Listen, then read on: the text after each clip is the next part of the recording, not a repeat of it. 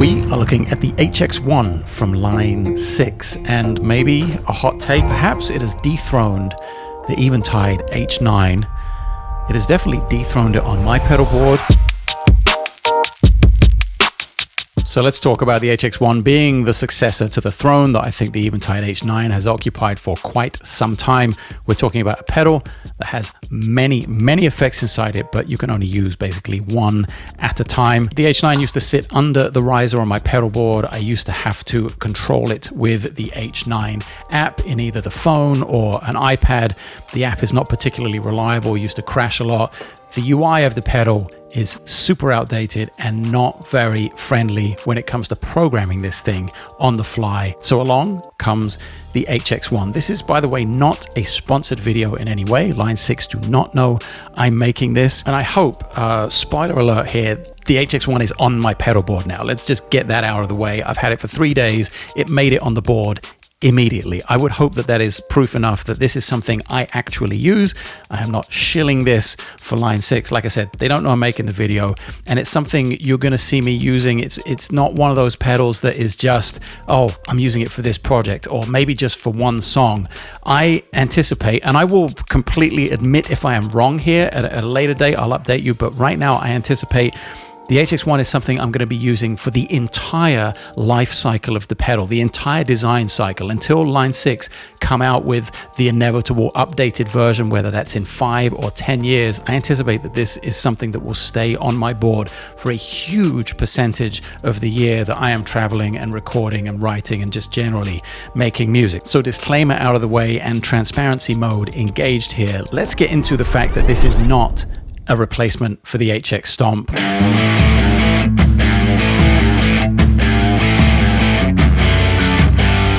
Or any of the Helix products, the rack, the floor. This is not an amp modeler. It's not full of cab sims and IRs. And I've seen a lot of people kind of comparing it to that, like, oh, why would you get something that doesn't have all that stuff? Well, it's kind of half the price of the HX Stomp. And I think functionally, it's just completely different. And I want to clear that up right away as we talk about where this thing can go in your signal chain. Now, I am an HX Stomp user. I've had one on my pedal board for more years than I can remember. Now, I use the HX Stomp more for pitch shifting,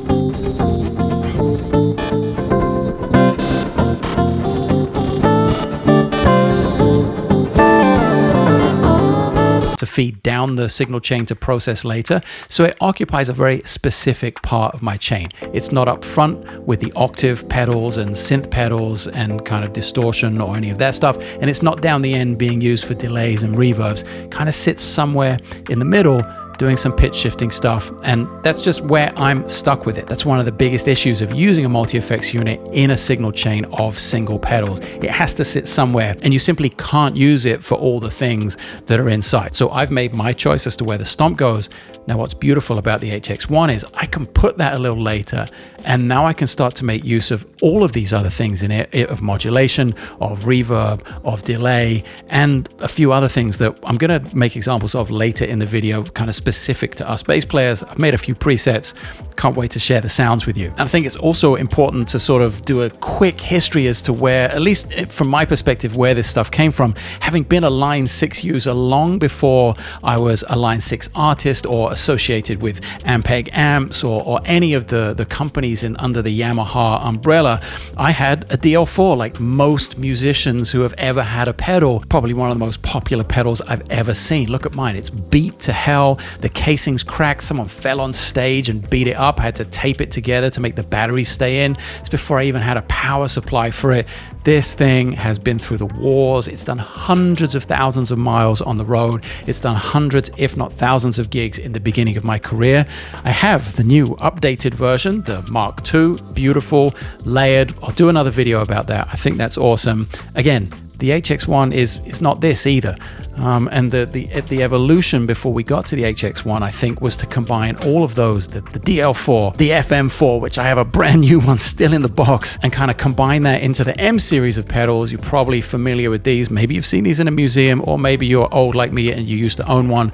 The M5, the M9, the M13. Again, a bunch of options for tons of effects, but essentially one thing at a time. And here enters the HX One. It's everything I've just talked about through the lineage of Line 6 and the history here in one single compact unit. Super modern, super clean, great UI, great user interface, especially if you have experience using Line 6 products. If you've had an HX Stomp or any of the Helix things, it's going to be an instant thing. You probably won't even need to read the manual. It's that intuitive. And I would hazard a guess that if you're just into pedals and nerding out, you can probably look at this thing and get it to do everything you want without reading the manual, which is a massive check in the win column for me for any device I start getting into. Now, I know a lot of people are going to ask, well, if you want a bunch more multi-effects, why don't you just get another Stomp? There are probably two really obvious reasons there, in that it's larger, it's a bigger footprint, and of course it's more expensive. But I think there's also an element of what a single Stomp box does for you. Maybe that's emotionally or reactively when you play. It's just an on and off. You're not thinking about tons of layers and tons of blocks and presets and scrolling and all that kind of stuff. It's really about, oh, I just want the little rotary sound right now. I want the retro reel, or I want my delay, buff, on, off, really simple. So there's the simplicity of it on the surface, with sort of the power and the depth underneath inside the brains of it, that I love that it occupies like that single Stomp box mentality. Now I'm about to travel, I need my pedal board with me. I contemplated building a much bigger board recently with a stereo and maybe 2 Stomps or a Stomp XL and getting a bigger Pelican case. I decided to scratch that idea for now, maybe that's something for later, and go with what I'm used to, the Pelican 1510 and my smaller Vertex Effects pedal board with the hinged riser. I can hide my DI and my power underneath, and then all the pedals you see on the outside of the board are what I'm using. Now I had one slot available, one sort of question mark, like what am I going to put here? That slot is normally occupied, because it's at the end of the signal chain, by something time-based, something in the delay world. I love the EQ circuitos. Damn, I really need to learn how to circuitos. If anyone speaks Spanish, get in the comments below. Let me know how I should pronounce that. EQ circuitos from Costa Rica. A beautiful tape delay vibrato pedal. Sometimes that's in there. I'm a big fan of the Pladask Electrics Fabricat. It's a granular synthy delay, tons of algorithms. Those two fit a very similar footprint as the HX One, so I knew I had the width for those. But these are simply a kind of a one-use pedal, each of them. There's the little sister to the Fabricat, the Backlings, that sometimes occupies that space. And for the longest time, the Chase Bliss Mood occupied that space, because it does a little bit more in terms of functionality. It can be a delay, can be a reverb. It's a micro looper, very malleable, beautiful for improvisation. But then this week along comes the HX One, and suddenly I'm able to start programming and creating presets that actually fill not only my time-based stuff in terms of delays, but there's the shuffling looper, which I love throwing things into and getting glitchy. And then there's a ton of reverbs, even though I do have a reverb on the end of my signal chain right now. But I get the option to start layering things, really easy access with the foot and not having to bend down and turn knobs and stuff. And then I can get to layering things into my signal chain without having to do too much knob twiddling. And just like that, the HX One was victorious in winning that real estate on the board. Had the pedal less than 3 days, it's already built into the signal chain, attached to the board, and is coming on the road with me next week. Like I've always said on this channel, I just like to make cool sounds with cool things. I think there's no better endorsement of a product than it actually being on the board and occupying that space. So in terms of layering, I now get this option to have this beautiful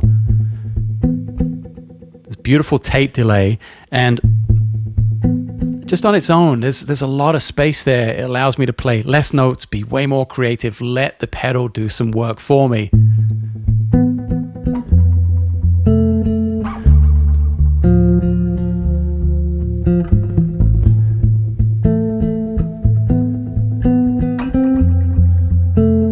Now, if I want to layer some of that through my reverb, I can add a little reverb afterwards with the Chase Bliss Dark World.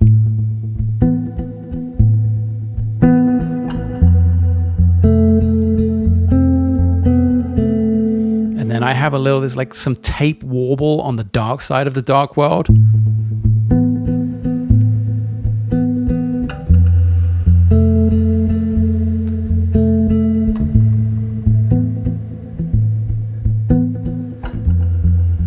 And And it's super interesting how the dark world affects the delays. They're slightly less prominent, they're smoothed out, but then there's that tape decay as well. So this is what really excites me about being able to have a bunch of options in that slot before the reverb, before the looper, so I can start layering those things and then pushing stuff in from earlier in the signal chain, getting the HX Stomp sounds, the pitch shifting and all that kind of stuff, the harmony presets into that sound, and just it gets bigger and bigger and bigger. You can really do some damage when you're layering like that.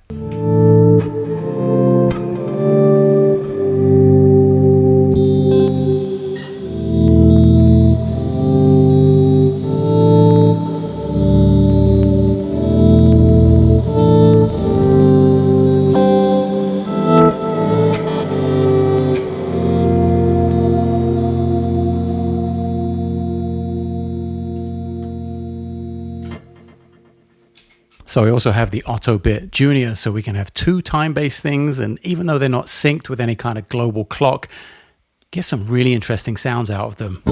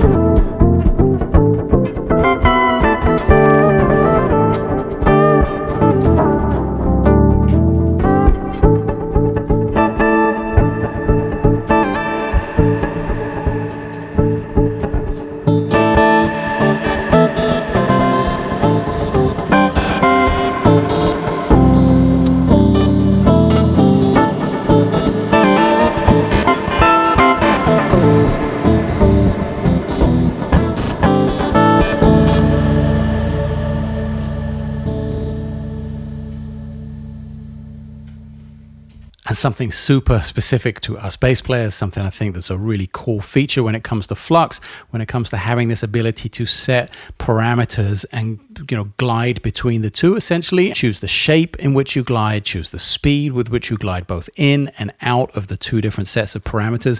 Let's take the octave pedal. Let's take what's called the Boctiver. It's the Line6 take on the classic OC2, Boss OC2. I've got all of my clean signal mixed out, all of octave 1 at 100% wet and octave 2 at 100% dry, like off completely. So we're just hearing octave -1. And that's more of a sine wavy, more electronic process kind of sound. That's something I use all the time. In fact, if I just turn that off and show you my vintage bass octave, very similar characteristic in terms of the general sound. Now with the flux on the HX One, you can go from the OC2 sound with the touch of a button to way more of you know, MXR, you know, bass octave, that kind of sound. So you get two really distinct flavors with the touch of that flux button without having to change the preset. And it's a pretty basic use case, but super useful in my book. And if you have the HX One closer to the beginning of your signal chain, the flux might be a feature you want to consider on more pitch-based effects. I have another flux effect change for you. Maybe not so common or so useful for all bass players, but I love combinations of pedals, obviously. And a lot of the time I have the MXR vintage bass octave, my substitute for the OC2 right at the beginning of my signal chain. And I like to get that sort of bit crushed sample rate reduced sound. Here's the clean OC2 sound, and then you get that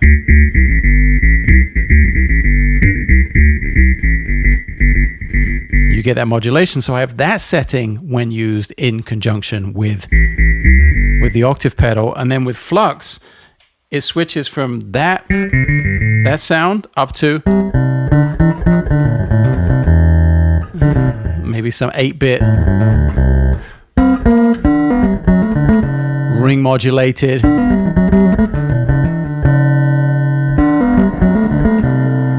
Like I said, maybe not the most common application for bass players, not something you're going to be using on your next pop gig, but something I definitely use in electronic music, and just another example of being able to change parameters very quickly, very simply within one effect and get two really contrasting sounds.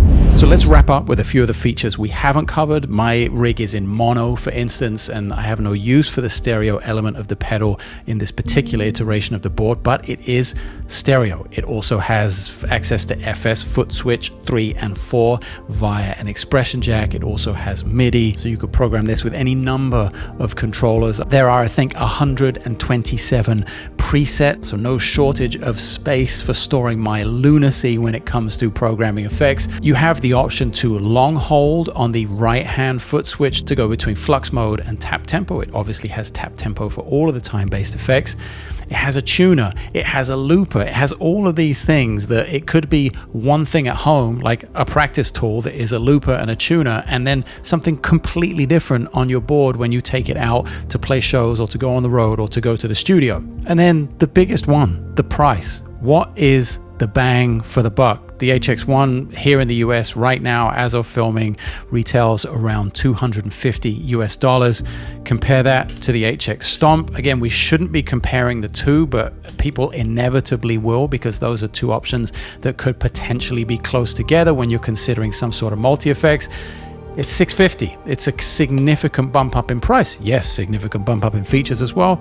But like we've said, bigger real estate and a completely different thing. When we compare the HX One to what I think is probably its closest and most realistic competitor, the Eventide H9, you're looking at it being close to $300 more expensive, with a less friendly UI and a not insignificantly wider footprint as well. So I really think the HX One has dethroned the H9, and I hope after this video, after all of this information I've presented to you, you are a little bit better informed to ask the right questions about what works for you. At the end of the day, that's the most important thing. What is the goal? What do you need?